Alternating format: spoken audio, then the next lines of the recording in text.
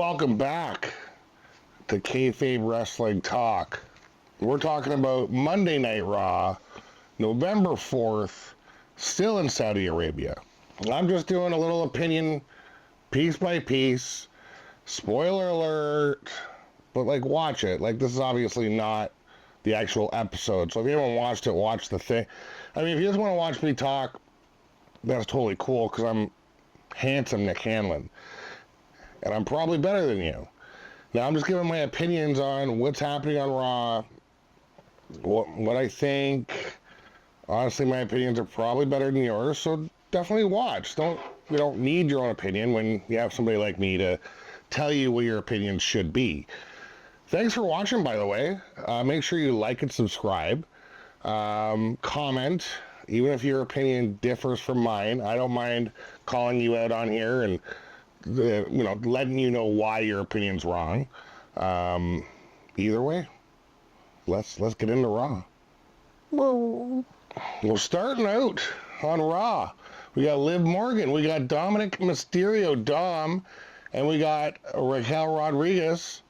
Dominic Mysterio is red hot. I mean, this guy is gonna get some gold, but it's not about him. It's about Liv winning the Crown Jewel Championship. And she pretty much just kind of came out to brag. She's the greatest of all time. She beat Nia, and I agree.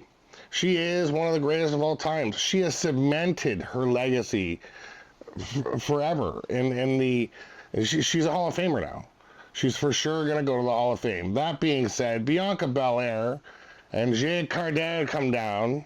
They're about to start brawling. And who runs down is Adam Pearce. He doesn't want Raw to start out like this.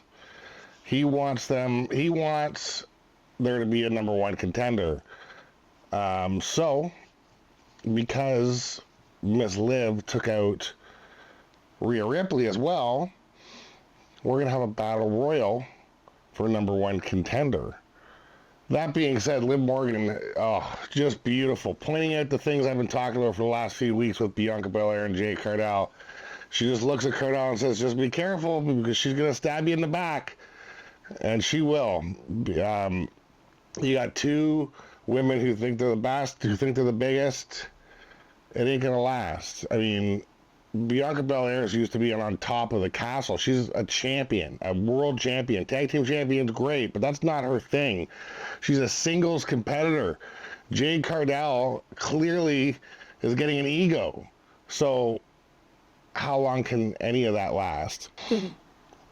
All right, so the Battle Royal started right away. People just started walking down. Bianca Belair and Jade Cargill are both in the Battle Royal.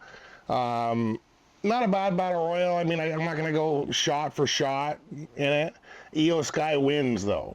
This is the important thing. Io Sky, finally, number one contender for the championship belt.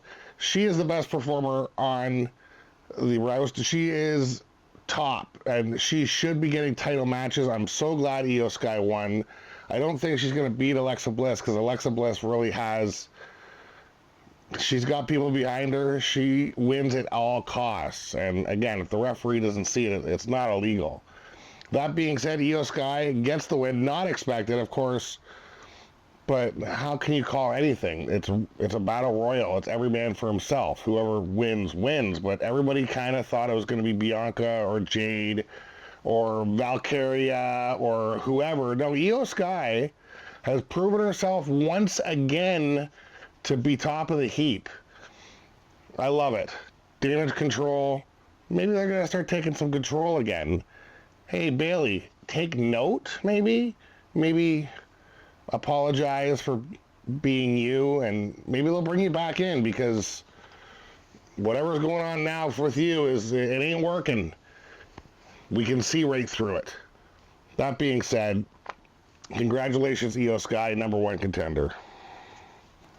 Well, apparently even in Saudi Arabia, the Wyatt Six has control of the production truck because they snaked in. Nobody knows how. The announcers are like, we didn't put this video up, but it shows The Miz and duct taped his whole head, tied to a chair, kidnapped by the Wyatt Six. He's pleading, I'm not part of the Final Testament. And Uncle Howdy was like, we're not looking for the Final Testament. We wanted you all along. And then somebody comes up and like grabs his head right from behind. It was very scary. The Wyatt Six aren't somebody I want. Like, it makes me want to look behind me. Like, I don't want them sneaking up on me.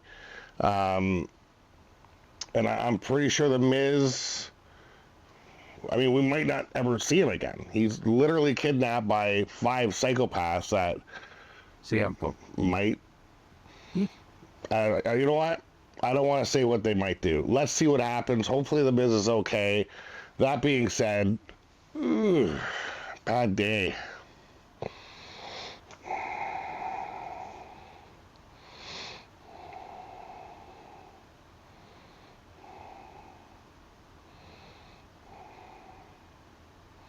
Like it.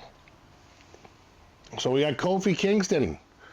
We got Xavier against the War Raiders. And you see New Day before the match, arguing, and Xavier blaming Kofi because they lost their last match against, I believe they're going against the War Raiders and maybe Dragon Lee and Mysterio or something. I don't know. They lost the last match, and Xavier's trying to blame Kofi, and Kofi's like, well, if you look at the film, it's your fault. Anyway, they're clearly on the outs. What needs to happen is Kofi needs to come and start wearing the black stuff that Xavier's wearing, and again, start winning. You have enough friends. You've made enough friends. It's time to burn some bridges, my friend. Burning bridges creates gold. So they go against the War Raiders. War Raiders, of course, Ivar and Eric look amazing. They destroy them. I mean, Kofi and Xavier had a little bit of offense, but honestly, not much. Xavier gets pinned. I wonder whose fault that's going to be. And this definitely furthers the decline of the New Day. Yes, it does. All right, so we come back with Jey Uso in the ring, and he wants to talk to Mr. Sami Zayn. Calls Sami Zayn down. They're both in the ring. And right away he just says, straight up, was you kicking Roman in the face an accident? Sami looks shocked by the question. And then Jimmy's music starts. Jimmy comes down, and he says, clearly he kicked him in the face on purpose. Of course Sami did it on purpose. You see this? See what they put Sami through? Sami has definitely a gripe with the whole family, even Jey. I kind of think he's using Jey to mess with Jimmy and Roman as well. But I'm not sure. Who knows? Anyway, Jimmy comes down and he says, obviously you did it on purpose. And then, Sami, of course, great on the mic, points out, don't talk to me who you can trust, Jimmy. When things got rough, you kicked me in the face. You kicked Roman in the face. You've also kicked Jimmy in the face when things got rough. And then Jimmy's like, what do I gotta explain myself, blah, blah, blah. Jey kind of splits them up. And Sami goes into, I'm really sick of being put on trial by you guys. I was literally put on trial by the tribal chief, and I can't do it again. And he looks at Jey and is like, I'm out. I'm done. Because Jey wants to bring him back in. He wants to unite all 4 of them, I guess, which would be definitely helpful because you got Fatu there. You gotta need a 4th guy. And he invites him to SmackDown to talk to the big dog, Roman. And Sami's like, no, I can't do it. And then Jimmy's like, he's not family, screw him. And Jay's like, that's where I made a mistake last time. He is family. And he invites him down again. He calls him brother. And then Sami just walks away. So I guess we'll see if Sami's going to come to SmackDown, talk to Roman. Did he do it on purpose? Is he going to try and take out the new bloodline, the real bloodline? I don't know why these Samoans can't just get together and rule wrestling. Just like Solo, and then people boo Solo. Solo's like, the team likes him and he treats everybody fairly. Roman Reigns was like the Stalin of that group. He mentally punished every single person. He's still kind of doing it. So it's an odd, it's interesting. There's just a lot of idiots out there, like probably yourself, who think Roman's now the second coming, although for 2 or 3 years, he was the baddest of the bad. Anything to win. Everybody's booing him. I mean, I loved it. That being said, now everybody is just cheering OTC, OTC. Anyway, I guess we'll see what happens on SmackDown with that. So we got Chad Gable versus Dragon, and it was a shockingly good match. Chad Gable is just almost invincible. You know, Chad Gable's almost invincible, and Dragon Lee, he's coming along. He started out pretty stiff, but he's coming along. It was an incredible technical match. A lot of power, a lot of luchador stuff. You know, and then of course a great match is happening. You know, Selena Vega tries to interfere, so American Made. So Ivy Nile comes and puts her in a reverse sleeper. Very strange sleeper hold. Seems very inconvenient, but she's putting her out. And, you know, Rey Mysterio's got to come down. I mean, Ivy was just trying to get her from interfering. So Rey comes down. He's just, well, I want to see how Selena's doing. And, you know, Chad Gable's telling him to get out of here. And, you know, they get in a little scuffle. And, of course, Rey Mysterio, Mr. I'm a good guy, dude, deadbeat father. And he also plagiarizes being a good guy every step of the way, because he hit Gable and Gable gets pinned by Dragon Lee because of that interference from Mr. I love kids, give them all my mask, blah, blah, blah. You know, just because Chad Gable is trying to pull that mask off, you shouldn't have been down there, Mysterio. Maybe you should take care of stuff on your own yard, like maybe Dom, maybe get back with your kid. You know, just because you're a deadbeat doesn't mean you can't come back. Chad Gable loses the match. He shouldn't have. That match was his because of cheater Rey Mysterio. It's that simple. So we got the main event: Damian Priest, Sheamus, Dom, and Seth Rollins. And Seth Rollins, again, he wore the same outfit he wore at Crown Jewel, which I was surprised by, but why not wear it 2 nights in a row? You're still in Saudi Arabia. Great match. You know, right up until the end, but there's no rules in this match, so of course, you know, Seth almost wins. Seth ran the match. I mean, Sheamus got some good shots in there, you know, and so did Damian, and, you know, Dominic was surviving because everybody seems to try and go for him because he's probably the best in the ring. That being said, you know, Seth, you thought Seth had the win? Well, you got the monster. Bronson Reed comes down and just cleans house. He gives everybody tsunami, tsunami, tsunami, tsunami, except for Mr. Dominic Mysterio, who was hiding beside the ring.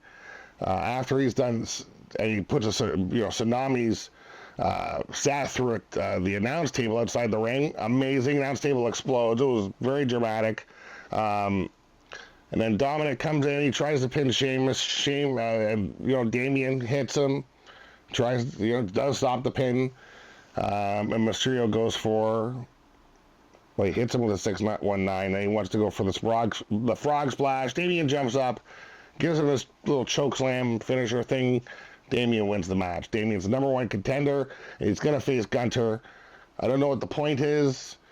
You're not going to win. I guess why stop trying? But you're obviously not up to par with Gunter. You're not even close. You're 5 to 10 years away. And by that point, Gunter will be 5 to 10 years better as well. So there's really no point for you to even be in the match. I was really hoping for Dominic Mysterio to win. He's wily. I don't know if he can beat Gunter either. Gunter is the best, but he's the wiliest. And he's the one that will do what it takes to win.